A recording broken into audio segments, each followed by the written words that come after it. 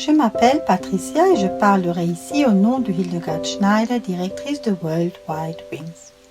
Voici le 68e épisode de ma série Éveil messianique intitulée Israël, deux peuples, un destin, partie 8, le Proche-Orient dans la prophétie. L'État juif actuel connaîtra son propre processus de transformation qui conduira les habitants à se repentir, de sorte que la nation entière sera un État dirigé par la Torah. Ils accepteront Yeshua et les 10 tribus qui reviennent. Il est intéressant de noter que le message clé de Rabbin Amram Vaknin, qui a reçu un message prophétique du ciel le 26 novembre 2015, correspond exactement à cela. Selon des témoins, son âme est montée au ciel et est revenue avec un message sur la vague du terrorisme en Israël.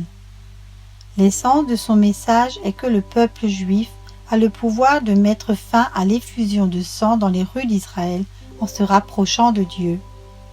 Alors que le monde se précipite vers l'ère messianique, Yahweh cherche à éveiller le monde à l'importance salvatrice de la repentance. Le rabbin Vaknin dit que le monde juif n'a plus beaucoup de temps. Selon lui, les attaques au couteau et les fusillades sont de très sérieux avertissements au peuple juif de se repentir et de s'humilier lorsqu'il s'agit de la relation avec Dieu et entre eux. Amram Vaknin, un rabbin de 76 ans, a toujours des messages pour Israël. Il a prédit avec précision la flottille de la liberté pour Gaza en mai 2010, l'incendie du Carmel en décembre 2010, ainsi que l'opération Pillar of Defense en 2012 et l'opération Protective Hedge en 2014. En août 2015, Vaknin a prédit que de nombreuses personnes allaient mourir dans les rues. Quelques semaines plus tard, une tendance à la hausse des attaques terroristes a commencé. Yahweh jugera et redressera les deux maisons et fera des deux maisons une seule maison. La grande image, un jugement croissant dans les nations et la main préparatoire de Yahweh pour qu'il puisse ramener les 10 tribus à la maison. Cela ne se fait pas du jour au lendemain. Une grande partie des prophéties bibliques se concentre sur le Proche-Orient et non sur l'Europe comme beaucoup le pensent. Il existe de nombreux passages bibliques qui prédisent la chute et la destruction de nombreuses nations musulmanes. Le monde musulman attend le Mahdi qui établira le califat. Tous les musulmans sont tenus de faire progresser le règne d'Allah et ils peuvent nier cet état de fait à un non-musulman pour atteindre cet objectif. Dans l'islam, Jésus revient en tant que musulman radical pour détruire la chrétienté et les juifs. C'est ce que croient tous les musulmans radicaux et c'est ce qu'ils attendent. L'islam est une religion anti-messie. Vous savez que le Messie reviendra en tant que roi, mais êtes-vous conscient qu'il viendra aussi en tant que chef d'armée combattant? Comme Josué, il livrera de nombreuses batailles. Dans la parole, il est question qu'il fasse la guerre à Madian, c'est-à-dire aux Ismaéliens. Ces derniers descendent d'Ismaël, le fils d'Abraham et d'Agar, la servante de Sarah. Dans la Bible, Yeshua est décrit comme celui qui combattra l'Arabie. Elohim est venu de Théman et le saint de la montagne de Paran. Les cieux étaient remplis de sa louange et la terre de sa gloire. Son éclat était comme la lumière, des rayons sortaient de ses mains. C'est là que se cachait sa puissance. Habakkuk 3, versets 3 à 4. Combien de fois avez-vous entendu dire que Yeshua venait de la bataille de Théman en Arabie? Yeshua ne jugera pas seulement l'Arabie, mais aussi Couche, qui sont les États actuels du Soudan et de la Somalie. J'ai vu les tentes de Kushan en détresse et les tentes de Madian affligées. Habakkuk 3, verset 7. Madian est la région située à l'est du fleuve Jourdain et plus au sud de l'Arabie saoudite moderne. Les ennemis contre le Messie sont décrits de la manière suivante. Leurs chevaux sont plus rapides que les panthères et plus mordants que les loups du soir. Leurs cavaliers volent de loin en grandes troupes comme les aigles se précipitent pour se nourrir. Ils viennent tous pour faire du mal. Là où ils veulent aller, ils se précipitent et ils ramassent les captifs comme du sable. Ils se moquent des rois et ils rient des princes. Toutes les forteresses sont pour eux un objet de plaisanterie. Ils remuent la terre et s'en emparent. Puis ils s'élancent comme une tempête et poursuivent leur course. Par tout cela, ils font de leur force leur Dieu. Habakkuk 1, versets 7 à 11.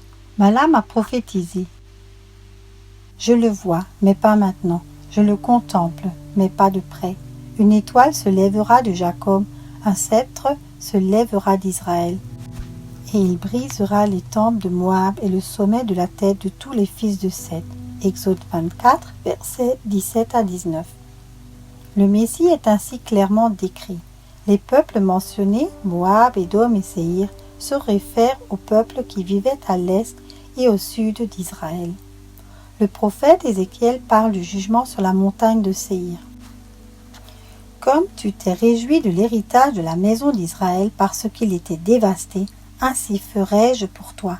La montagne de Séhir deviendra un désert avec tout Édom, et ils sauront que je suis Yahweh. Ézéchiel 35, verset 15. Séhir est une chaîne de montagnes.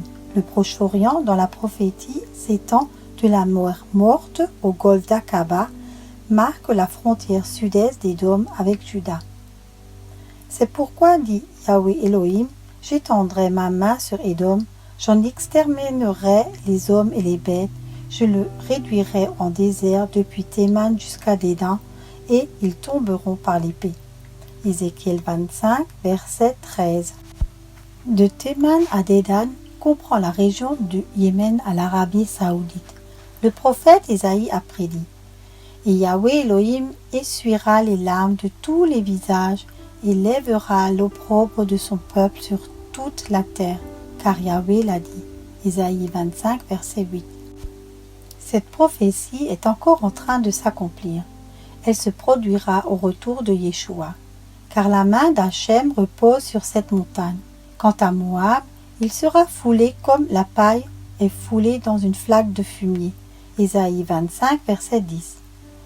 Il est intéressant de noter que seul Moab est mentionné ici, et non une autre nation comme l'Europe. Le Messie vient d'Édom.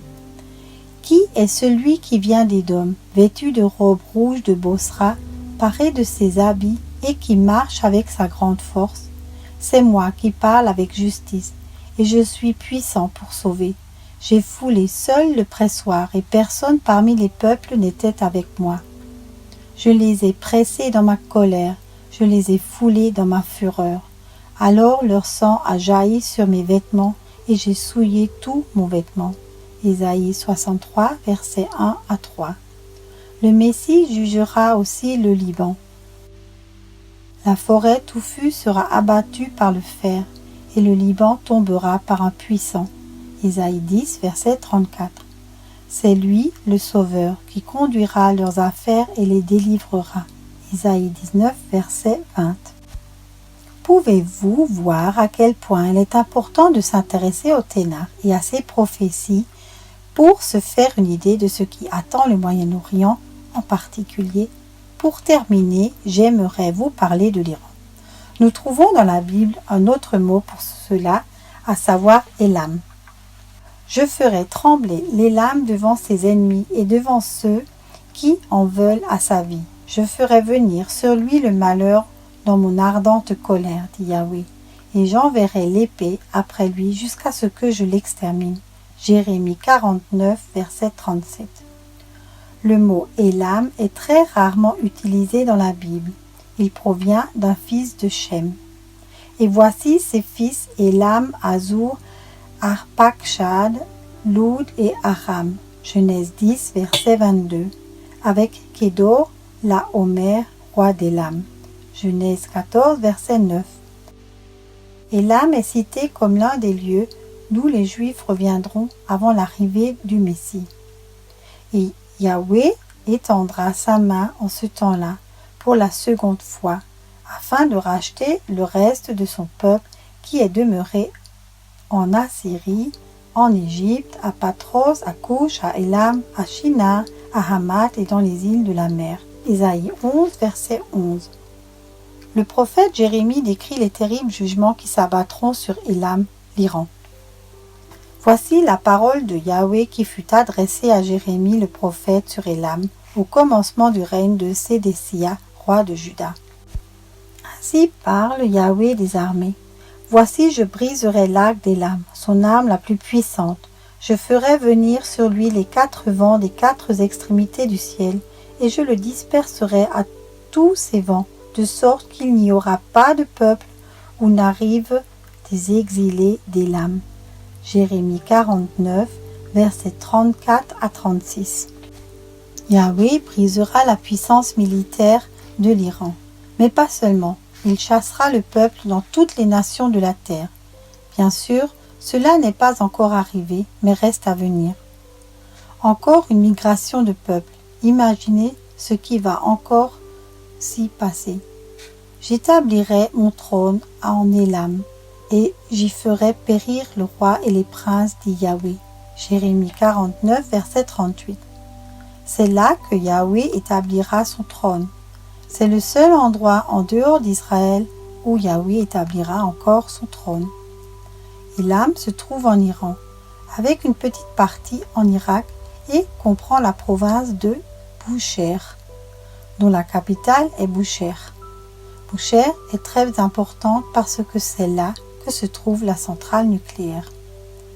Par le passé, l'Iran avait menacé à plusieurs reprises de détruire son ennemi juré Israël. Israël a annoncé qu'il bombarderait les installations nucléaires iraniennes en cas de violation de l'accord nucléaire. Nous pouvons voir aujourd'hui à quel point Élam suscite l'intérêt de l'opinion publique mondiale et s'inscrit dans les déclarations prophétiques de Yahweh. Yahweh jugera Élam parce qu'ils ont déclaré Israël comme leur ennemi juré. L'Élam, Iran, est le centre de l'islam chiite, le centre de la foi dans le Mahdi, qui vient conquérir le monde pour Allah. Nous poursuivrons cette série dans le prochain épisode. Soyez tous richement bénis.